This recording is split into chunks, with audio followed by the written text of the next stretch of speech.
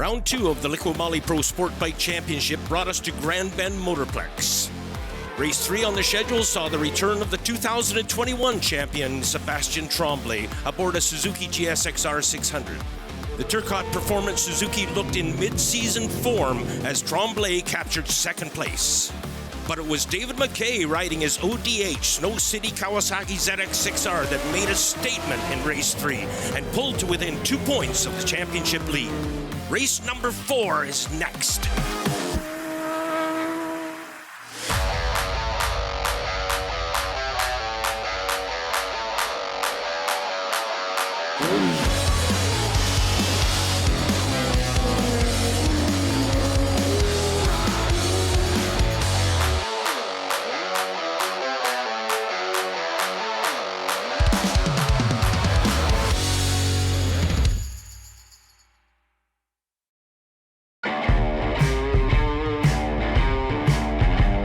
Hello everyone, welcome to Grand Bend Motorplex. Welcome to Round 2, Race 4 of the Liqui Moly Pro Sport Bike National Championships for 2023.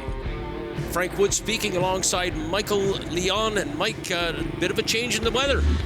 Yeah, those damp patches don't make me give me the warm and fuzzies, and we're at Grand Bend, our 2.2 kilometer racetrack, 11 corners.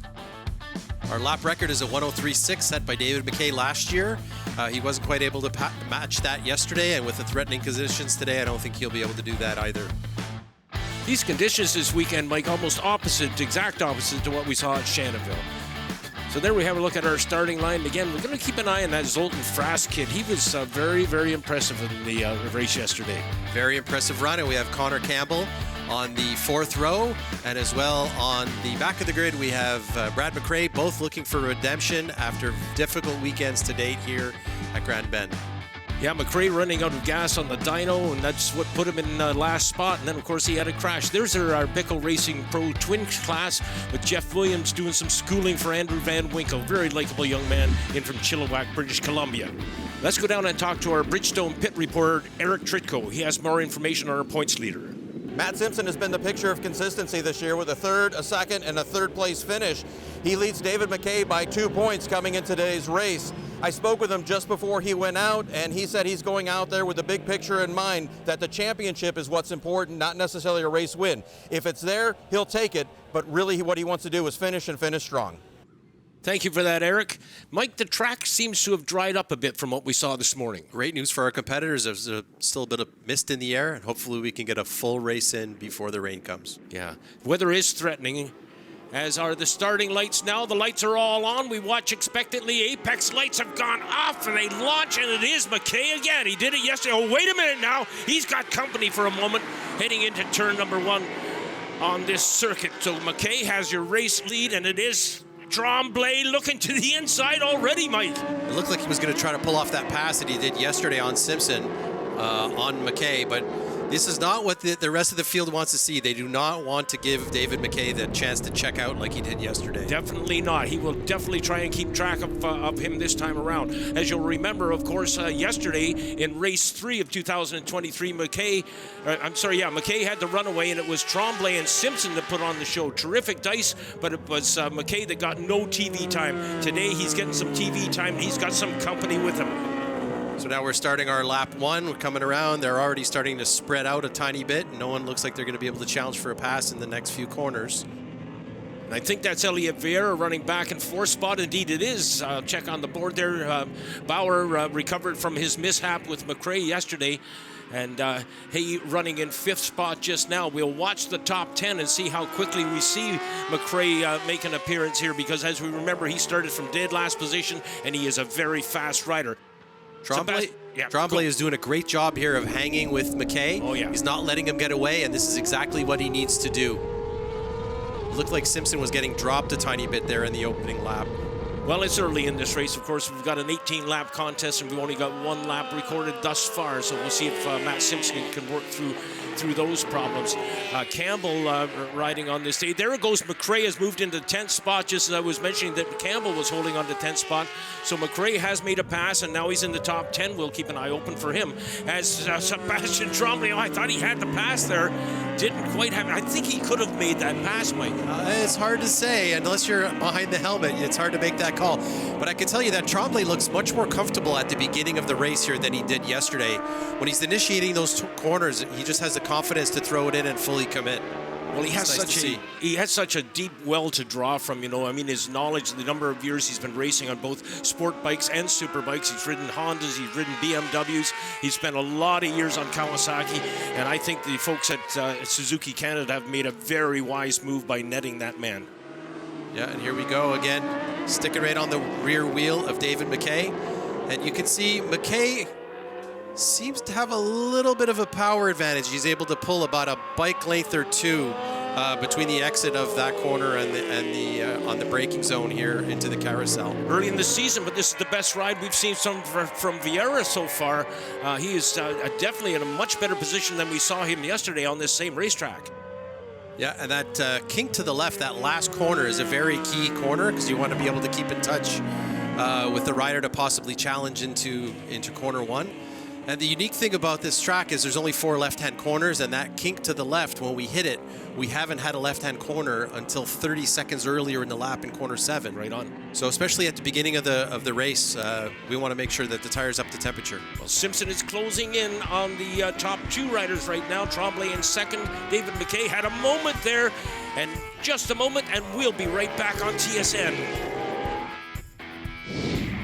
The Liqui Moly Pro Sport Bike National Championship is brought to you by Joe Rocket, Economy Lube and Tire, and Goderich Toyota. Closed captioning to the Liqui Moly Pro Sport Bike Championship is brought to you by MotorcycleCourse.com, Apex Cycle, Supersonic Road Race School, and EBC Brakes and Clutches. We are back at Grand Bend Motorplex. We're watching the 4th race of the 2023 Liqui Moly Pro Sport Bike Championship. So Tremblay keeping pace with MacKay, and our Bridgestone pit reporter Eric Tritko has more on Tremblay. Sebastien Tremblay made a strong return to the championship yesterday, finishing second in the race. The longtime Kawasaki rider has made the switch to Suzuki. In fact, the bike he's riding, he just acquired 2 weeks ago. It's a 2014 machine, if you can believe it, and it's actually down on the power that's available to be made. The bike is only making 110 horsepower when the limit is 125. It's going to be interesting to follow Sebastien through the championship this year and see how that bike evolves. With these next-gen rules, shortly at the end of the season, the Suzuki 750 will be eligible to run in the class, as is currently the V2 Ducati.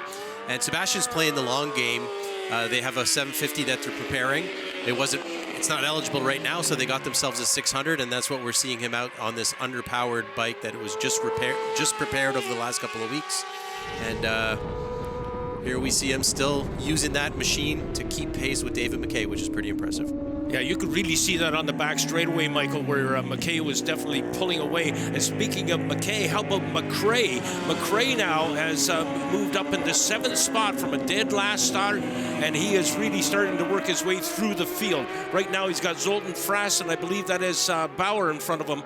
MacRae doing a great job on that Coal Run Excavating sponsored Yamaha, and yeah, he's going to get a bit of a tow. I think next time they get out into the back straightaway, he's going to have 2 bikes in front of him. I'm anticipating, Michael. Looks like he's finally turning his luck around. We've got those 3 local SOAR riders, Bauer, Frast, and Hadaza. MacRae's just sandwiched in between them, running with them. I don't think that's going to last for very long. Already, did you see that? He was looking to the inside to see whether there was any opportunity. Now, let's see if we get a tow out of those 2 motorcycles in front of him. We are on board right now on that Yamaha that we spoke of, and MacRae now has passed Zoltan Frast and moved into 6th spot. Frast trying to stay with him. A valiant move by the Frast, by the young lad, rather, on the 747. Mike? We're going to see a nice textbook pass here, using the draft at the beginning of the straightaway. pulling out of it, pulling up alongside into the braking zone and getting by on the brakes safely before the turn-in spot. That's one of those 360 cameras, really weird. Bauer on the 211 machine now. He is running in 5th spot. MacKay in 6th spot. Bauer's running further ahead than he ran yesterday. He's having a good race and has MacKay breathing down his neck. Yeah, well, they don't want to get tangled up again. You'll remember yesterday, Bauer and MacKay both ended up on their backside at trackside, and Bauer was unable to get back into it. MacKay did get back into the phrase, but MacKay, you see that move, Mike? He went from the outside, had a look to the inside, but there was no room available at that point in time. But he is definitely hunting, no question about it. He's going to pull the trigger very shortly here. You can see how he was picking his line. He's got a little bit of margin left here. I think he's just he's trying to play his cards right and wants to get through clean. Here we go. This is the scene of the crime that we're coming up to. This is the scene of the crime from yesterday where MacKay and Bauer tagged up, and both of them ended up crashing. MacKay moves in. He overlapped the front wheel over the back wheel of Bauer. So he is all over him like a paint job right now. And Bauer, I'm sure he is well aware that he's there. He can hear him. He can see him in his peripheral vision at times. And he is being hunted by one of the fastest sport bike riders this country has produced thus far. Let's remember that the riders that MacKay is competing against race on this racetrack all the time. They're very used to the corners, and they're very used to the surface and what have you. We're going to take a quick break right now. We'll be right back on TSN. We are back in action here at Grand Bend Motorplex. We're at almost at lap 9. We're almost halfway through this thing, Mikey. Yeah, you can see Vieira right on the tail of Simpson, and their teething problems are continuing. They're working through them, and you know, they were looking at some things last night, and they figured out that their throttle wasn't calibrated properly. This is on Vieira's bike? This is on Vieira's bike. So really? Yesterday, when he was at 100% throttle on the throttle tube, it was only giving him 83% throttle at the fuel injection system. That's a slight disadvantage, to say the least. That's almost 20%, let's face it. But this day seems to have more power, and he's certainly running well against that machine of Simpson. I'm thinking they made some changes as well, because the bike looks like it's turning a little bit better, although you see him running wide again. He does that, though. Yeah, he does do that. Elliott does do that. Elliott's been chooses some of the weirdest lines, and they've been working for him. I mean, he's pulling off national championship wins. But on this day, he seems to be doing the same. Now we're on board once more with Brad MacKay, and we have made yet another pass as MacKay has passed Bauer cleanly this time. No contact rather, and MacKay has moved up in the 5th spot.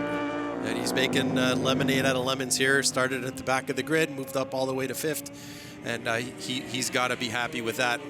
Much happier than yesterday's results. Well, we're watching Vieira and Simpson, and we'll see whether MacKay can close up the distance. If we can get him up into that battle between Vieira and Simpson, have a 3-way dice going on, that would be very exciting. But there is a large distance, Mike, between MacKay and Vieira. And likewise, between Simpson and Tremblay, there's a big gap. So there are a series of duos that are going on. We've got a couple of different groups that are not within striking distance, but they each have their own individual battles, which is keeping it interesting. And you know, we're past the halfway mark, and here we have Vieira coming in on the brakes. Oh, and nice pulling pass. off a nice pass. Nice pass. Now Vieira has that Ducati in podium position. This is very, very important to Ducati, no doubt, and a lot of Ducatis, or whatever they call the Ducati fans. Let's watch it again. Mike, take us for a ride. Here again, another textbook pass. Pulls out of the draft, pulls up alongside on the inside braking zone, gets the braking done. And once you're up along the inside in the braking zone, the pass is complete. I thought Simpson might move to the inside there, knowing full well that Vieira does take a wide line and maybe leaves the door open. But Vieira right on the racing line that time, and getting that wobble coming out of that corner. There again, through that right-hander. Simpson looking to the inside. Can't make up the distance, it seems. From the racer's perspective at this point, as soon as you pass your competitor, you want to put your head down and try to pull away to try to break his spirit. It looks like that's what Elliott's trying to do.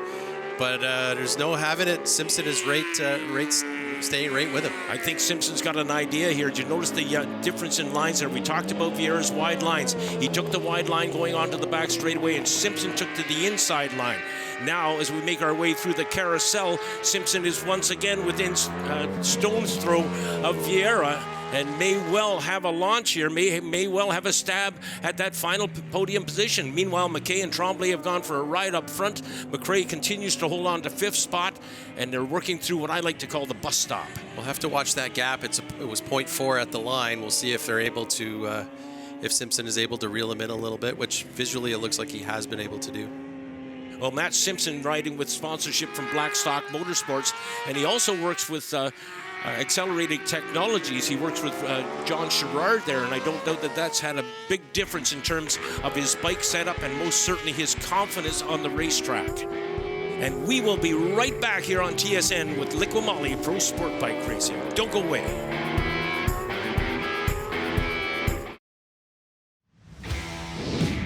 The Liqui Moly Pro Sport Bike National Championship is brought to you by Joe Rocket, Economy Lube and Tire, and Goderich Toyota.